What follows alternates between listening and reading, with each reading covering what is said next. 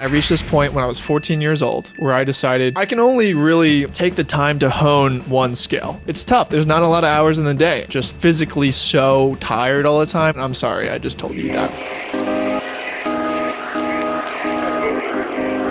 Welcome back to the Manga Education Podcast, where we talk about the business side of manga, webtoon, and anime development. I'm Brandon Chen. I'm a professional in the manga, webtoon, novels, and video game space. I run a studio that makes manga and webtoons, and today we're going to be answering the questions that you guys have submitted. Let's get right into it. What strategies do you use to plot ongoing comics versus 2 to 3 year comics? Have you ever had something that you originally thought would be 2 to 3 years become ongoing, or something that you could see yourself making for many more years or even a decade? Yeah, so it's interesting because 2 to 3 year long comics, if you're serializing weekly, 2 to 3 years is roughly 100 to 150 episodes or chapters worth of weekly serialization content. That's actually a crap ton of content. Most series end or get axed far before the 2 to 3 year mark. You make it to 2 to 3 years of serializing a series, you're actually pretty successful. So congratulations. If you're doing an ongoing comic, you need to make sure that there's always something a little bit open-ended, so that even if you end an arc, let's say at the end of the 3 year mark, you end an arc and your publisher is like, hey, we want more content. You need to make more. You need to always have an open-ended door so that you can keep making more content, because if your publisher or you want to squeeze a story for more content, it just needs an open door. More open world content, stuff happening in the background, potential brewing stakes. If you want to expand your story, you can hop in on that without any consequence and things feeling forced without you introducing that concept. Good example is where it kind of felt forced, like in Naruto Shippuden, all that stuff with like the aliens and all that kind of, in my opinion, felt a little bit forced. Like it wasn't foreshadowed enough where it felt like it made sense for all that villainry to happen at the end of the war arc in Naruto Shippuden. If you haven't seen Naruto Shippuden, and I'm sorry, I just told you that, having those doors open is pretty important, in my opinion, if you want to squeeze things out. That being said, if you're doing like a 2 to 3 year long comic and your publisher's like, yeah, we'll fund the entire thing for 2 to 3 years, fantastic. That's lucky for you. There's some series where it's kind of like a movie, probably, where you know that it's going to end exactly at that point. After the 3 year mark, it's concluded, the story is done, we're going to finish it there. And planning it accordingly is super important. As a guy making my own manga, how do jokesters like myself away from burnout and keep working on it? Thanks, Brandon. So I'm assuming you mean, how do I avoid burnout? Burnout is real. I think I got burnt out pretty recently, but it's not because of working too much. It's because I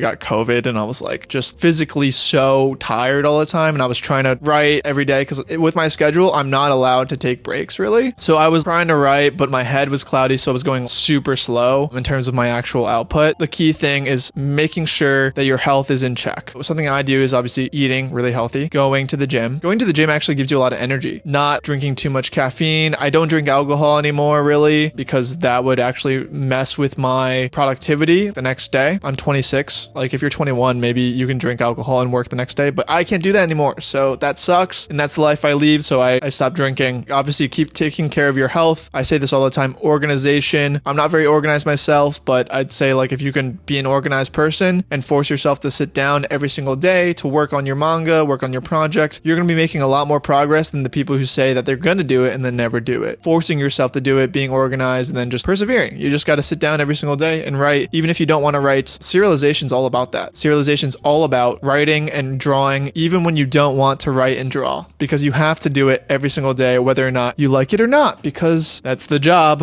Hey Brandon, aspiring professional mangaka here with a question on the business side of manga webtoon production. What would you say the recommended capital for professional production in USD would be, including potential outsourcing, marketing, and advertising? Thank you for any response and the existence of your channel. It has been a great resource. Okay, so I can't really give you an exact number on the amount of money it would cost, because it depends on the artist, it depends on the team behind it. I would ballpark, I really can't tell you. For a full-on manga volume production, 180 pages, you can get someone really cheap for $50 per page, but at the same time, the quality is not going to be as high as like if you were to get an actual pro. And then there's also, for me, I like to split IP and revenues with my artists. So, you know, I might pay them a lower page rate than higher professional, but in exchange, we're sharing everything. That's something to really take take into account. You know, in terms of marketing and advertising, I do outsource marketing and advertising for some of my videos, like editing. This video is being edited by my editor, but I'm still filming this stuff by myself. Making some reels and marketing is also sometimes free for me. It's hard to really put a budget on it. I would say you really want to jump around and talk to a bunch of artists to see what their page rates are, because there's a lot of freelance artists out there. In my opinion, though, it's really hard to keep a freelance artist around for the long term, and you'll probably learn this the hard way. If you hire an artist for a long-term serialization and they don't have a stake in the project, are they going to stick around for the long term? Think about it in your head. Will they? Like, who knows? It's hard to say for the budgeting side. What kind of jobs would you recommend a manga artist have on the side while they work to make their career as an artist? That's really hard. You know, what I did before I broke into doing this all full time was I was a finance bro. I worked in consulting on the tech side. I will tell you the benefits of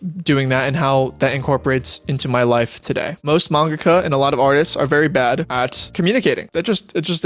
It's just kind of like that. And so my ability to communicate verbally, talking to a camera, but also talking to people, is because of my background in finance and always having to communicate with clients and talk to people. I was very salesy. I would have to sell technology products that we were developing. I would sell the products and then I would have to build them by coding. It was a lot. But yeah, because I had all that skills, now I can go to publishers and be like, I'm going to sell you stories now. I'm selling you manga. I'm selling you webtoons. I'm selling you my story. And then I'm also the guy who writes and produces the story. That skill has also translated for me. I don't code anymore, but in terms of like the logical sales aspect and how to build products and how to build teams, I take that from my previous job. Now, that being said, you can work a lot of different jobs and you can always get something from the soft side, the soft skills like project management, talking to people, sales. You can really get that skill from a lot of different jobs. So a skill that a lot of people just don't have from the mangaka side is marketing. A lot of creators are afraid of marketing. So if you really want to force yourself to be good at marketing, I'd say that's probably the key. Because if you don't market your project and you make a banger, no one's going to be able to read it and no one's going to see it if you don't market. So looking into something that has soft skills like in marketing or sales, because that really helps your ability to market yourself and sell yourself to publishers. That being said, don't go into those jobs just because you want to just gain those skills. Those skills you can gain on a lot of different jobs anyway. Do you write as much as you can in a day without limits, or do you have work-life balance? I'm trying to see my friends more. I haven't seen my friends a lot this year. I see my friends maybe once a month, honestly. Most of my time is spent writing and working pretty much, and also managing my health. It's tough. There's not a lot of hours in the day. I do spend a lot of time working, but I'm trying to be better at it. So in terms of work-life balance, I am not the guy to go to quite yet. I'm still working on it. It is one of the things that I'm quite not great at. I was good at it last year. Last year, I was really good at work-life balance. I was hanging out with friends. I was seeing family. I was traveling a lot. But this year, terrible.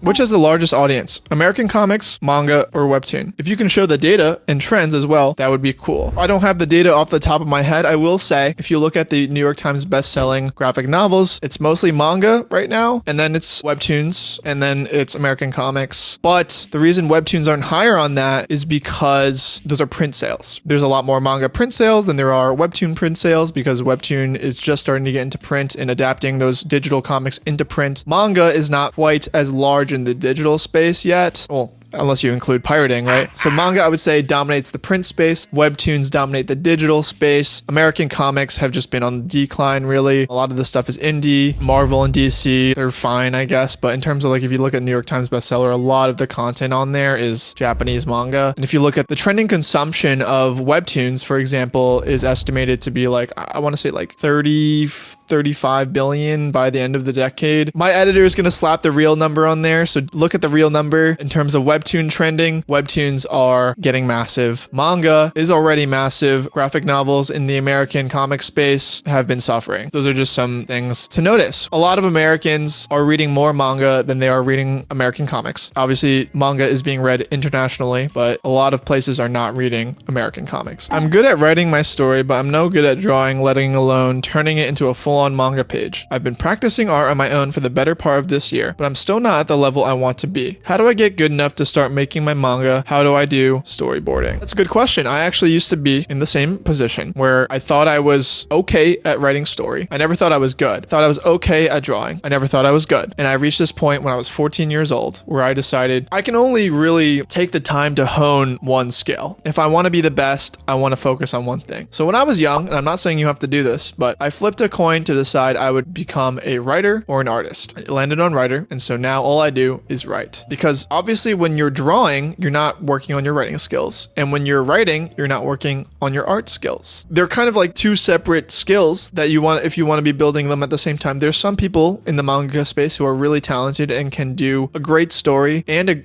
great art, but sometimes they're mutually exclusive. For example, Attack on Titan. I think the Attack on Titan art is not as great as some of the art out there. However, Isayama is a fantastic writer, and so there, the writing excels way better than the art. Well, a good example of where an artist and a writer team up, where Yusuke Murata, for example, not much of a story guy, but he adapts and works with writing really well. And so he did One Punch Man, who is a writer that does not know how to draw. He draws like these kind of, webcomics that are okay. He's getting better, but, once upon a time it was not so great. And now he's done Mob Psycho and One Punch Man, and those are really well written. But One Punch Man was obviously adapted by Yusuke Murata, which is why it became the behemoth that we know and see today. Considering to hone in on one skill, if you really want to, it really takes like years and years, decades even, to hone art skill and to hone writing skill. I see a lot of people that come to me or email me that are like, I'm good at story, but I'm not good at writing. And I'm like, what does that mean you're good at story? What does that mean? Because story is really objective. Even I don't say I'm good at story unless I write something that everyone really likes and they objectively say, your story is great. Then I consider saying, maybe I'm an okay writer. I would always say that there's places to improve regardless of where you think you're good at. So if you're a writer and you're saying I'm good at story, maybe that's where you want to focus your talents on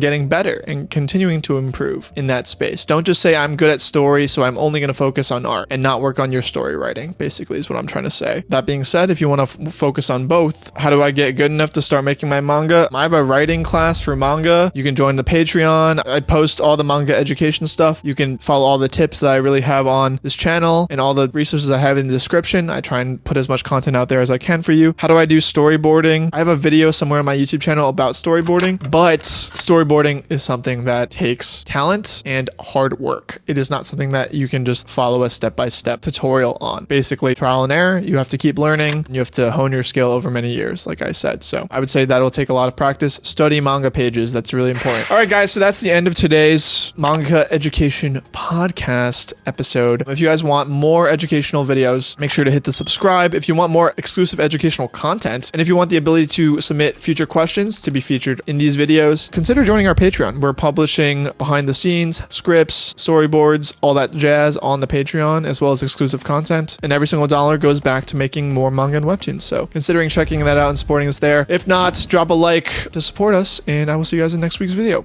Peace.